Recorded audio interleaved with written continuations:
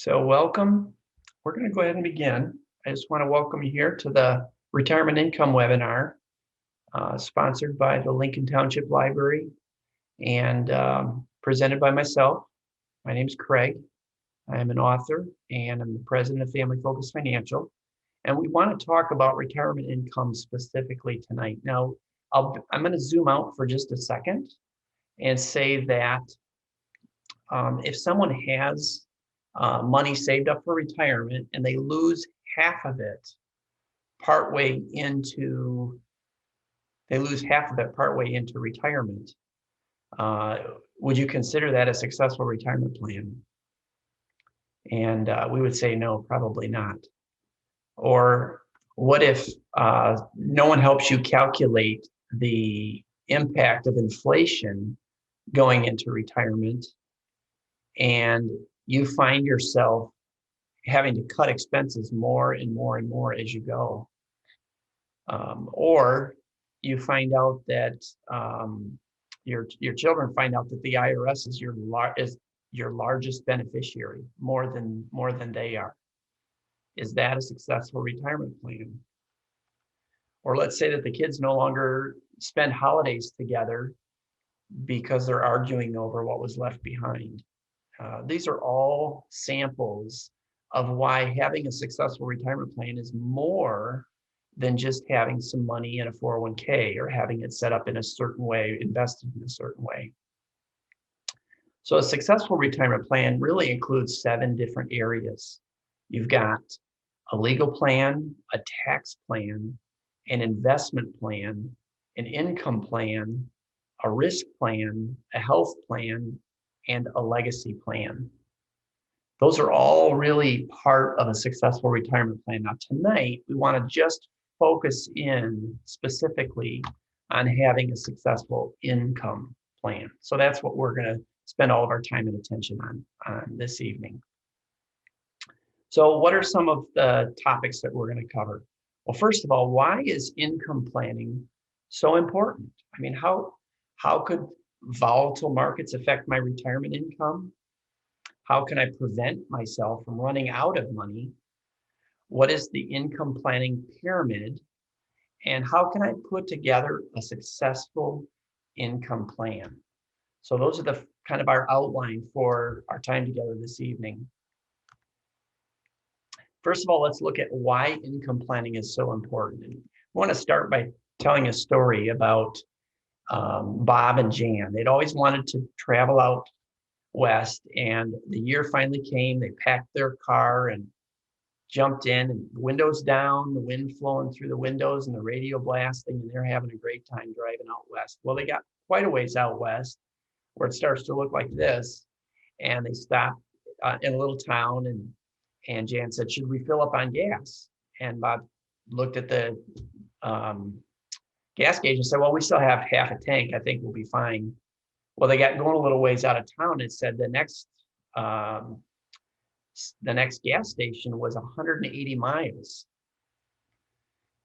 And so Jan's starting to get a little bit nervous. And then they go another 60 miles and they see a sign that says 120 miles to the next gas station. And Bob checks the gas gauge and it looks like they can go about 119 more miles on this tank. And now he's starting to get a little bit nervous. And they go another 60 miles and they see a sign, 60 more miles to the next gas station. And the gas gauge says they can go about 57 more miles. So now they're both getting very nervous.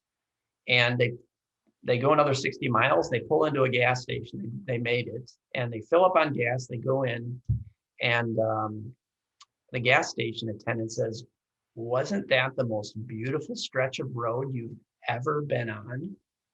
And the problem is that they didn't notice.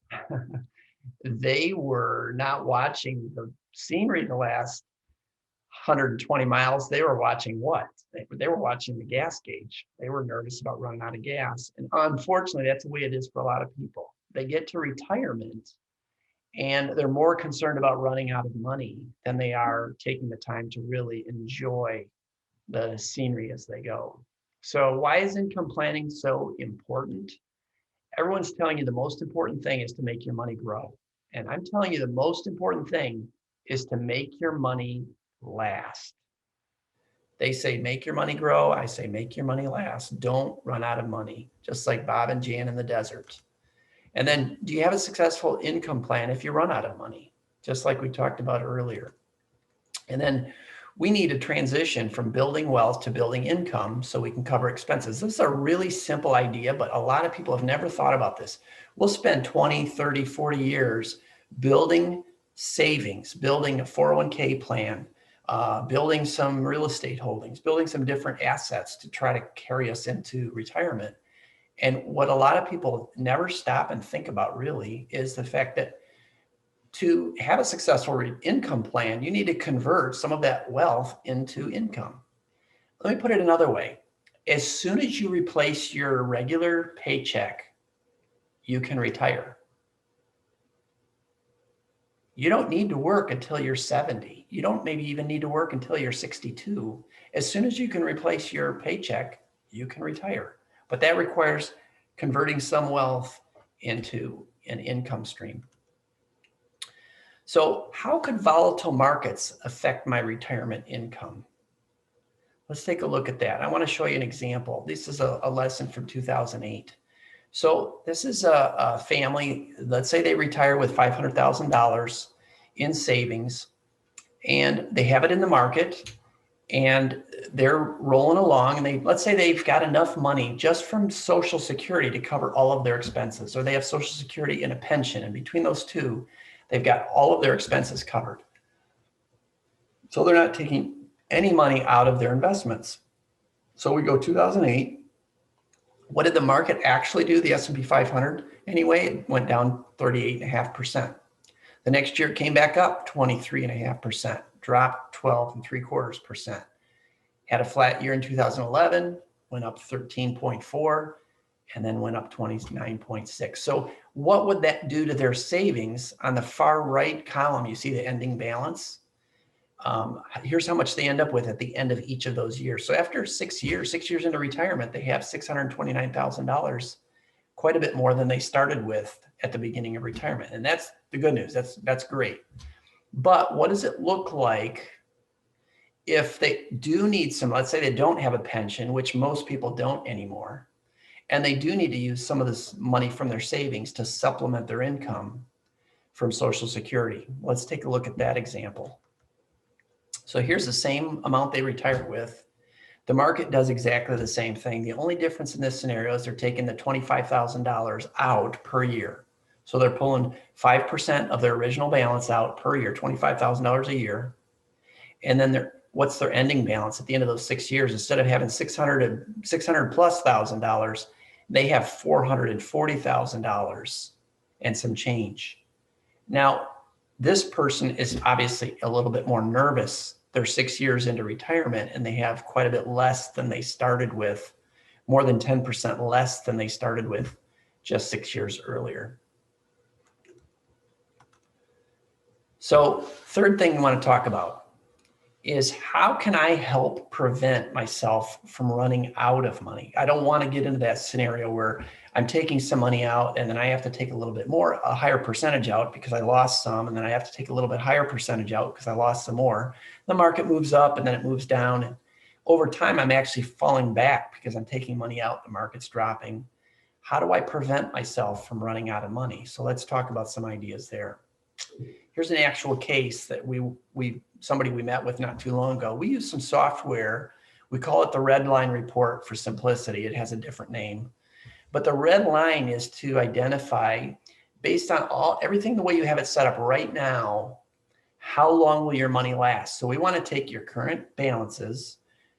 We want to take a reasonable rate of return in the market. We want to apply inflation to that, Social Security, any part-time, any sources of income that you have. We're going to apply all of those to your situation and say, if we run a projection going out, what does that look like for you folks?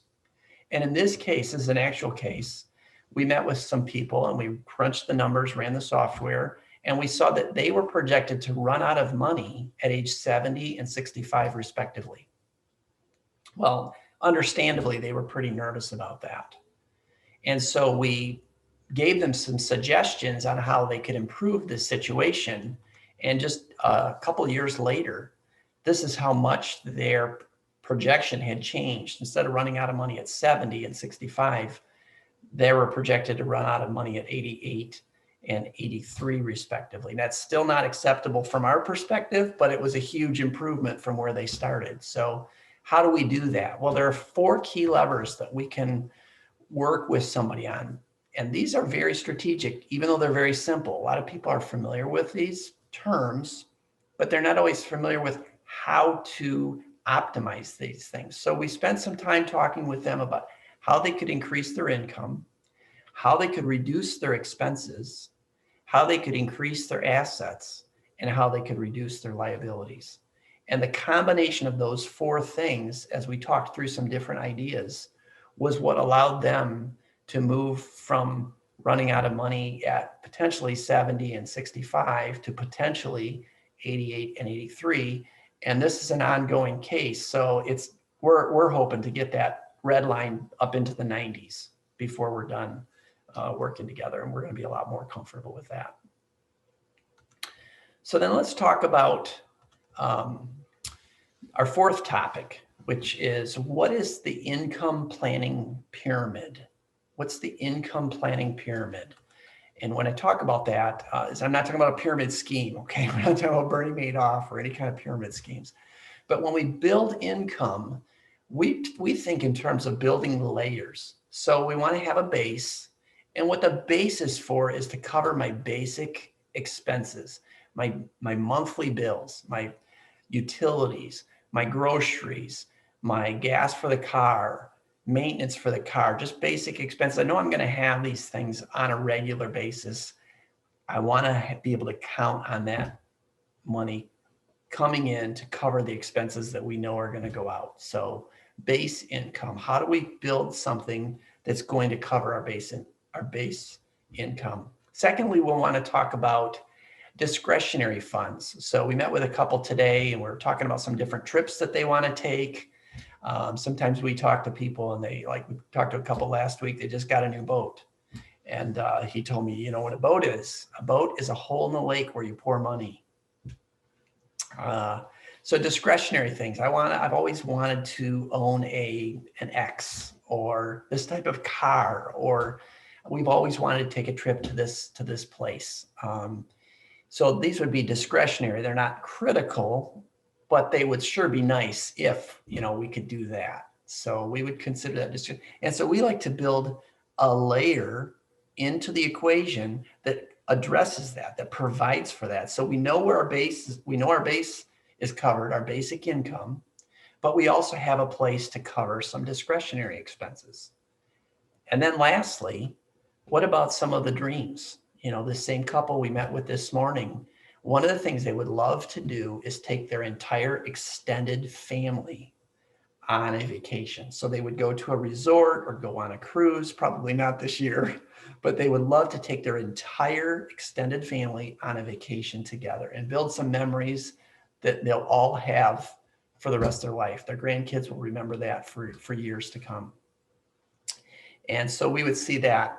Maybe it's another couple that we met with recently. They want to have a second home in Puerto Rico. So that would be a dream. It's not critical for this, for them to retire. They don't have to have that house, but they would love to have that. I've talked to other couples. They want to vacation in Hawaii every year for a certain amount of time, or just different dreams that people have. And so we talk about, how do we provide for that? How do we build that into the income plan? So I just offer this to you as a model to think in terms of these different levels. And then if people do this, but maybe they haven't thought about another life event, that can kind of throw a monkey wrench in things. So here would be an example. Let's say somebody has a pension at the bottom here, and that's covering most of their regular living expenses, or between pension and Social Security, it's covering most of their base income. And then they've gotten a little more coming in than they absolutely need. That's covering some of their discretionary expenses. And then they just need a little bit more out of their savings. So we would call this the, what's the gap? If we want to have all those things covered, how much do we need in total? And so these three layers stacked up together would show us how much do we need to have to cover income. So for some people that might be $35,000. For some people that might be 65. For some it might be 95. How much do we need to cover our expenses? Well, this is a thing that can kind of throw a monkey wrench in the plan. Sometimes people will say, yeah, I've got a pension, I've got some Social Security, I think we're pretty well covered. And what they don't think about is that depending on which options they choose for pensions, and always with Social Security, there can be a drop when the first spouse passes away. And that can really cut in on pension benefits. It will cut in on Social Security. And now we've got a much bigger gap. And, most guys will say, well, my wife won't have to feed me, so she'll save all that money. Well, most of the time, the living expenses don't really go down that much, even for a surviving spouse. The property taxes don't go down. The insurances don't go down. A lot of the expenses stay the same. And in fact, there might even be a little bit more freedom, like especially if he was a tightwad, no offense, guys, but if you're a tightwad and you don't like to go out to eat, she might go out to eat a little bit more often when you're gone. So it can really create some issues there. So this is something to be mindful of. Last topic we want to cover. So we talked about why is income planning so important? We don't want to run out of money. How could volatile markets affect my retirement income? Obviously, that can have a dramatic effect on retirement, on your retirement outcome. Depending on what the timing of what does the market do when you retire and how much do you need to pull out?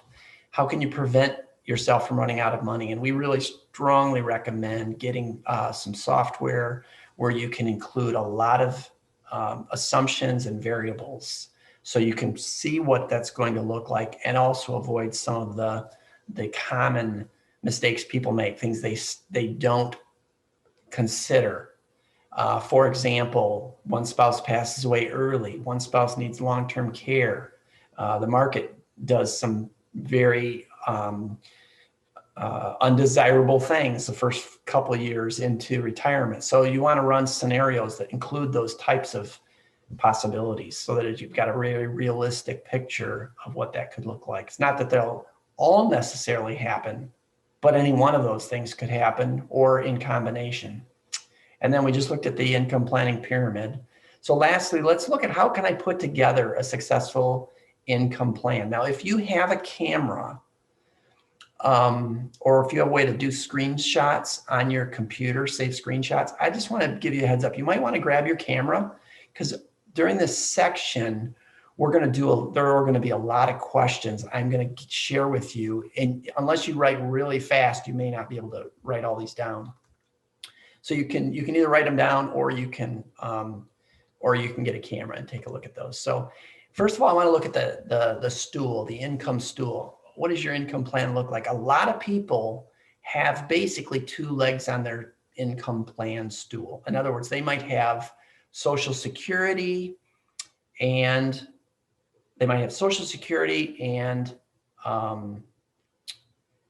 a pension. Or they might have Social Security and their 401k. And that's really all they have to work with. I would liken that to a two-legged stool.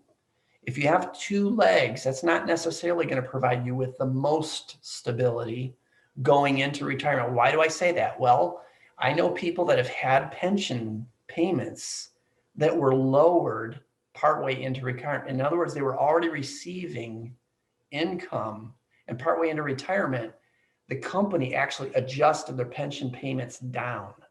They renegotiated with the state to let them off the hook and said, we don't have enough money to fund these payments at this rate. We're going to have to drop the payments to keep the plan solvent for everybody. And they actually reduced their income payments from their pension, which was at one time guaranteed. Going into the future, is it possible that the government's going to have to reduce Social Security benefits on certain people? I think that's completely a feasible scenario that might happen. So if I'm putting all my eggs in any one or maybe even two baskets, I'm still a little bit vulnerable. So I want to talk about having other additional legs that can be used to add more stability to the income plan. This is going to be more of the meat and potatoes of our webinar tonight. All right, so here are 4 common ones. So we've got a pension, we've got Social Security, we've got 401k, IRA, we have savings and assets. So we're going to go through these 4 and just ask some questions about each one. And then we've got a couple bonus categories too that we want to add on at the end. So here's where it would be helpful to either grab a pen and paper and write fast, or grab a camera and maybe take some screenshots of these screens. So as it concerns pensions, we'll talk about that one first. What options are available? Most pension plans, the worker has options available to them. So in other words, it's not like you're just going to get a check for this much, but no, here are these different choices. Which one do you want to pick? So one might be a full payment, but your spouse would get nothing if you passed away. Or they get a reduced payment and your spouse gets a little bit, or a further reduction and your spouse gets even more, a further reduction and your spouse gets the same amount going on uninterrupted. So what options are available with your pension plan? And then here's another question. Is there a lump sum option, or are there only lifetime benefits available? So some of the older pensions, they were defined benefit plans. You can only take that benefit as a lifetime payment. You have to choose one of the options we just talked about. But some of the newer pensions, they're part of a defined contribution plan. You can actually take that entire bucket that was set aside for your pension payments, and you can actually roll that over into a personal traditional IRA. So is that option available in your plan? How much does each lifetime option pay? So breaking down this series of options that are available within your pension, how much does each one pay, and how would each option affect my spouse? And is it worth waiting longer to collect? So a lot of times the way these pensions work, if I'll take my payment on this year, I get this much. And if I wait longer, I get more. So it works in your favor sometimes to wait. But what I've seen the other way work too, where waiting longer doesn't necessarily mean that the benefit's going to go up. So you want to check, is it really worth it to wait longer? You might want to start your pension earlier because your benefit won't increase for waiting. In other situations, I've seen it go up dramatically by waiting just another year or two. The benefit can go up significantly. Are there options beyond the ones listed? So they'll list 4 or 5 options very commonly in a pension plan, but a lot of people don't realize there's sometimes options that we can discuss with you, or another financial advisor could discuss with you, that are even beyond the ones that are listed in the plan. So there are ways to optimize or maximize your pension using some options that are not spelled out in the fine print of your contract. And then if so, would these help me to optimize my benefit? Would they make sense? There are some times where we've suggested alternatives that the plan didn't spell out. They were actually they actually improved the client situation even more. And there are other times where we say, no, stay with the pension plan you have. That's going to be a really good program for you to use. So those are some questions to think about when it comes to the pension piece of the puzzle. Now let's talk about Social Security. When should we, or when should I, if you're single, start drawing Social Security? And it's a great question. There are a lot of opinions about this. Some people will just say everybody should start drawing at 62 automatically because you'll be drawing longer. Other people you say you should wait till you're 70 because you're going to get a much higher benefit for the rest of your life. It's not that simple. There are a lot of variables to think about. You have to factor in your family health history, your personal health history. Are you married or single? Did both of you work? Did both of you make a similar amount of income? Is there an age disparity between husband and wife? Or are you close to the same age? There are a lot of variables that affect the answer to that question. And so then how would that decision affect your monthly income? And how would that decision affect your lifetime income?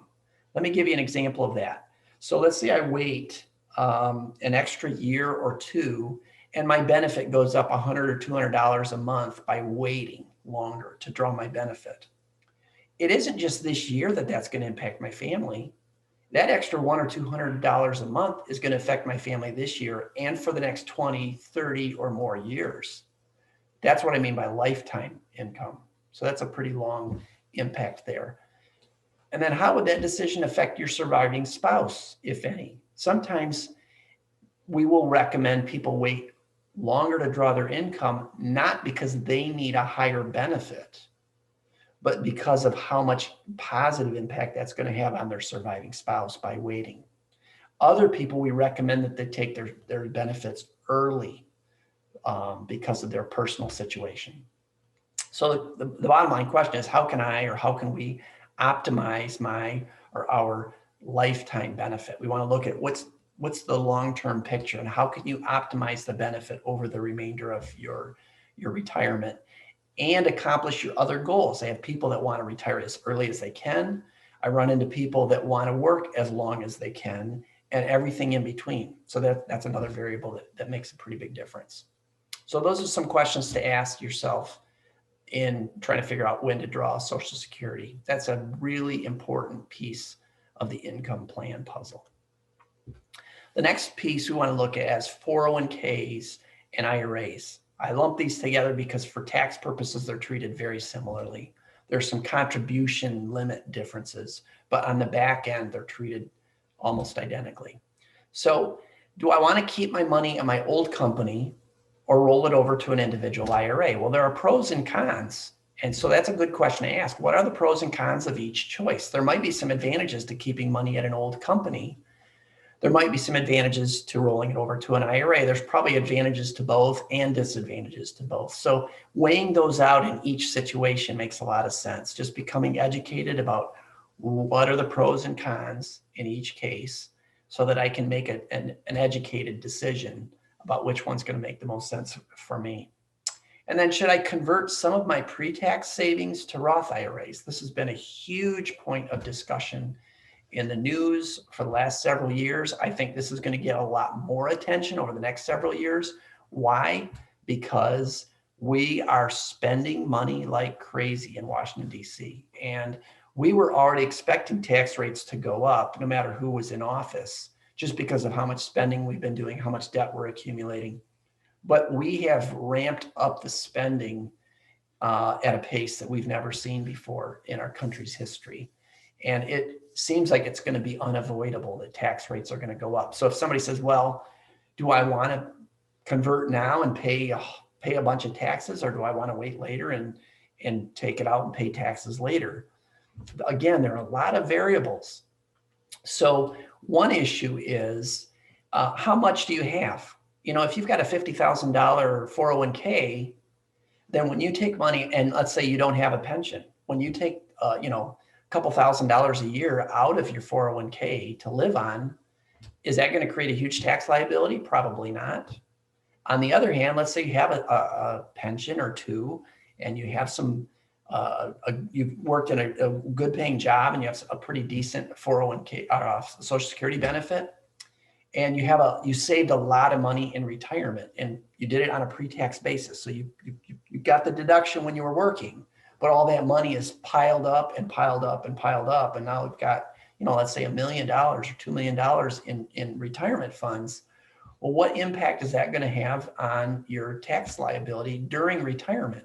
That could be very significant. And the downside of that is that when you get to 72, you have to take some money out whether you need it or not. Those are called required minimum distributions. Well, what is that going to be? What rate are those required minimum distributions going to be taxed at? So everything you take out of a pre-tax account, like a 401k or a traditional IRA, everything you take out is taxable. And what rate will it be taxed at? The current rate at the time you take it out, not at today's rate. Or if you convert it now, you pay today's rate. And I would argue on this. This is not for everybody. I'm not trying to share this as advice, but as a concept, taxes are on sale right now. Now, my wife and I will go to the store, we'll see something we want to buy, and it's this much money, and we're like, oh man, that's a lot of money. If we end up going to another store, or we go back a week later, or we go to a garage sale and we find the same thing for half off, do we feel good about getting it at the lower price? Absolutely. Well, right now, taxes are on sale. So a lot of people are doing this philosophically, saying, you know what, taxes are on sale. I'm going to pay my taxes now while they're on sale. And then when they go up in the future, I don't have to worry about that. It's the reality is probably somewhere in between. In other words, even somebody with a lot of retirement funds, it may not be in your best interest to convert everything to Roth, because you might be paying some unnecessary taxes now. You might get into a situation in retirement where between your Social Security and a little bit of money coming out of your IRAs, you don't have much tax liability or no tax liability. That's even better. You can deduct it now and not pay any taxes later. So your traditional IRA can work like a Roth, because a Roth IRA, you don't pay taxes when you take it out. For some people, that happens to their traditional IRAs, or it's not taxed at a very high rate. So again, it's worth calculating, should I convert? And if so, how much? And then here's another good question. How much can I afford to lose in the market? And this is different for everybody. I have people that I call it white knuckle syndrome. They're hanging onto the table, and their knuckles are white. They don't want any risk. I don't want to lose any of this money. I've worked hard for this. I've waited a long time for retirement. I don't want to lose this. Well, if that's true, how much should be in the market? And it might be a fairly small percentage that stays in the market, if any. So how do you invest the rest? Well, you want to put it someplace where it's safe, where you can't lose it, even if the market drops, even if interest rates change. So you want to look at options that give you safe money safe money status.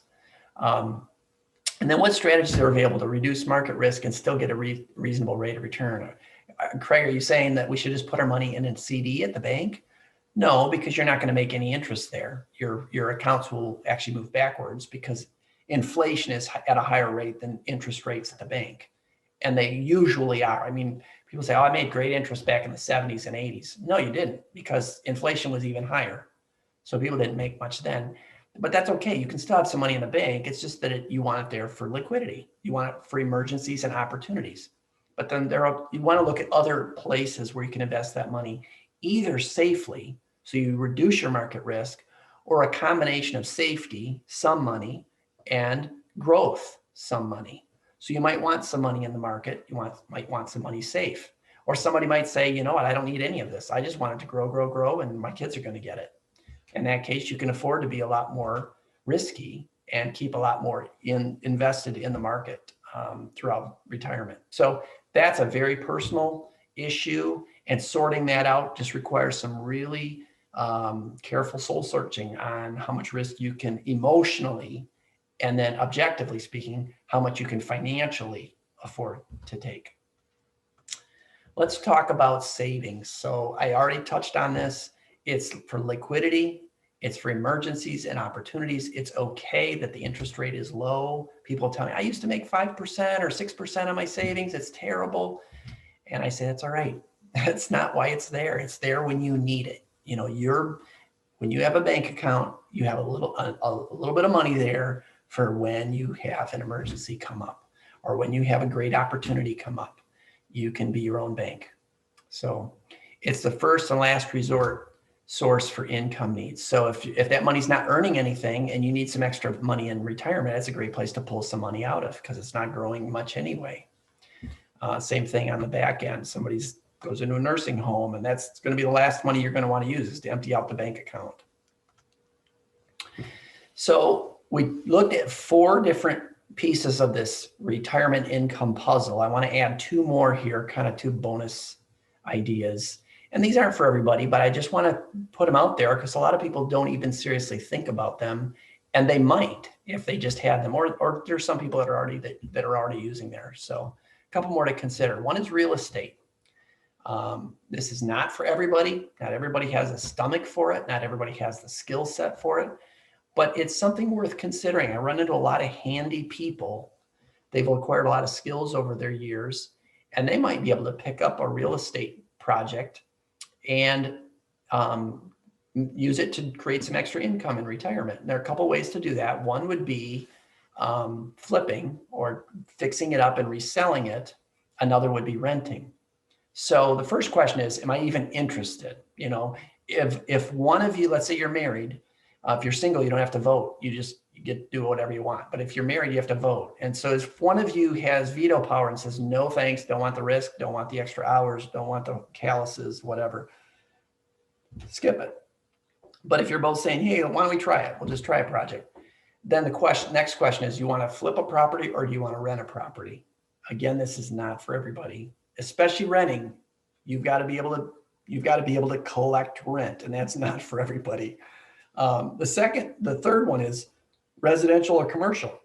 So my wife and I had done several residential projects over the years, and then we just bought our office for our business, and it has more space than we need. There are other tenants in the building, so it's not only housing our office, but it's also an investment for us for the future. There are a lot of people that'll do that by a little just a little strip plaza or a little duplex or whatever, where they can just loan out space to two residential tenants or two commercial tenants and get a start with a smaller project. Right now, obviously the residential market is red hot. So the chance of getting a good deal on real estate is not good right now. You'd have to be in the right place at the right time. However, a year from now, I think there might be some bargains in commercial real estate.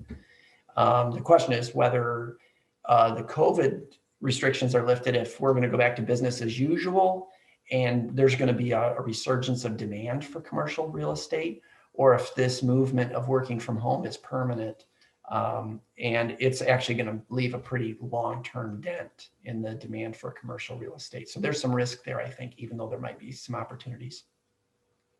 And then how are you going to do it? Are you going to use cash, or are you going to use leverage, or both? So typically to buy a place, you either have 100% cash, or you borrow some of it and you put some money down, but you borrow the difference.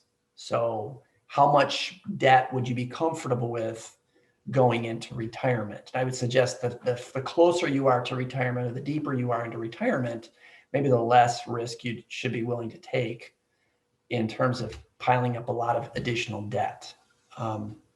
And then you're going to do most of the work yourself, or you're going to hire other people. You can do it either way. You're not going to make as much money if you hire other people to do everything, but it might save your marriage and you might still be okay, and it might accelerate the progress of the project.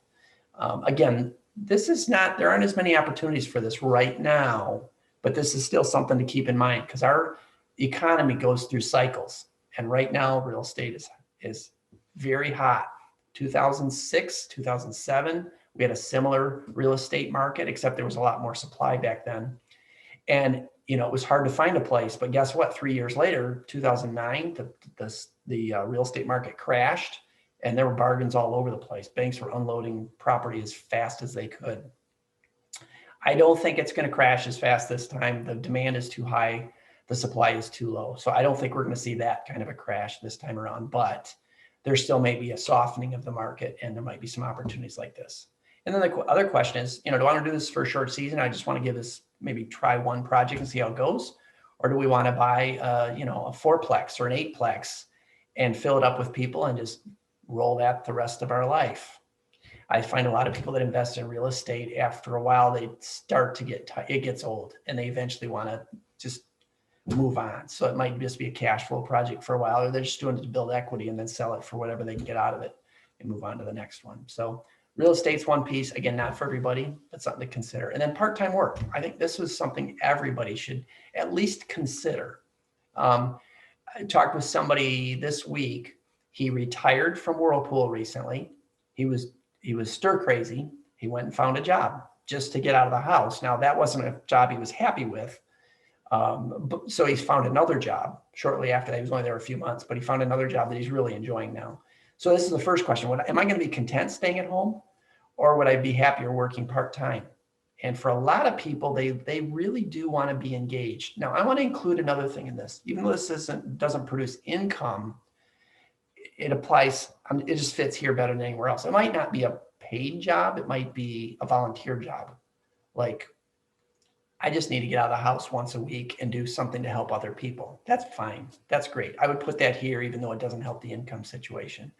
Well, it might. If it keeps you out of the mall, maybe it would help your income situation a little bit. But so would I be happier? And then, would my spouse be content with me at home? Sometimes I find I was talking to a couple last week, and I found out he wasn't, even after he retired, she didn't really want him to come home until 5 o'clock. She was used to that rhythm of having the house to herself all day long. And she didn't really like him around during the day. It was her space. And so you kind of figure out how he could stay busy during the day elsewhere. And then he would come home and then they'd spend the evenings together. So do I even need the extra income? Some people actually find that they don't need it, but it's nice. In other words, maybe that addresses some of those discretionary expenses or some of the dream expenses. Yeah, I could work for a few more years and save up some money for X. Or maybe it is critical. Yeah, we are going to need some extra money. My knees are killing me. I've got to get out of the factory, but I can't do that kind of a job, but I will need something to keep us going. And then, is there some work I really enjoy or have always wanted to try?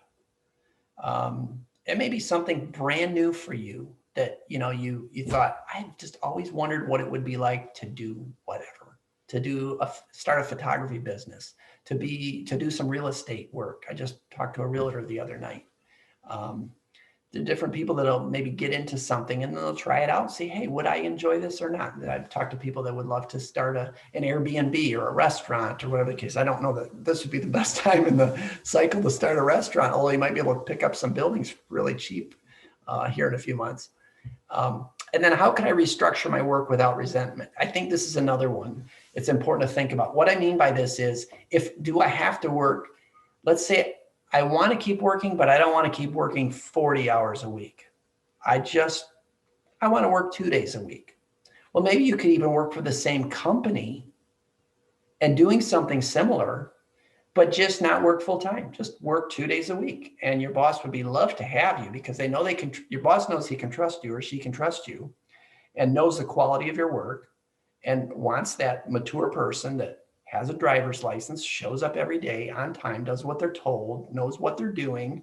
That could be a really great arrangement. And, if you could just scale it down to a reasonable workload, maybe it wouldn't cause any resentment. So I think that's another good question to think about. So these are some of the puzzle pieces we wanted to share with you to be thinking about as you're looking at how to build your own retirement plan. And I hope this is really helpful information for you.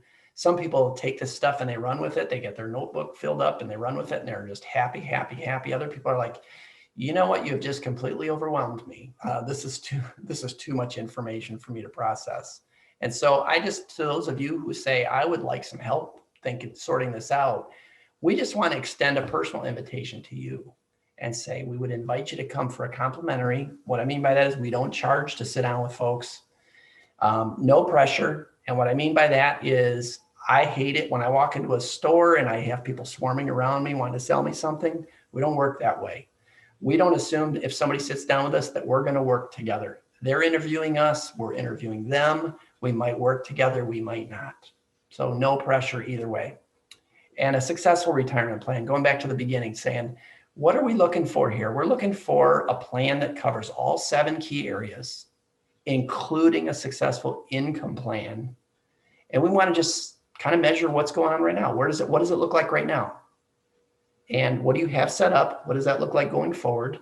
And then we'll give you some analysis on what that looks like now. And are there some adjustments that would improve your situation? And then you get to do that in what we would consider a comfortable setting. So you come in, this is our reception desk. And that might look familiar because that's right behind me. And then here's our waiting room. And while you're waiting, you get to have some beverages or snacks. And then we have a couple of conference rooms where we meet confidentially and discuss your situation. So here's how you could reach out to us. There's a few ways here. Again, you could do a screenshot or you can jot this down, but you can give us a call tomorrow morning. Let's see, this is Monday morning. We're closed tomorrow, but Monday morning you could give us a call or you could call tomorrow and leave a message. But Jenny won't get back to you until Monday.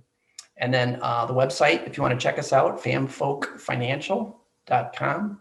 And Jenny would be glad to send you a successful retirement plan booklet. It covers just a quick overview of those 7 key areas that we mentioned at the beginning.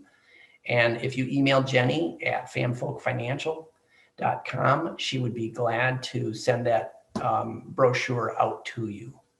And so feel free to reach out to us. We are really glad that you could join us tonight. Looks like we're about 45 minutes into our time together. And if you want to, another thing I want to offer, maybe you don't want to sit down and do a full review, but you just have a miscellaneous question about Social Security, or you have a miscellaneous question about some of your investments that you have right now, or whatever. Feel free to reach out to us. We don't need to have a formal meeting.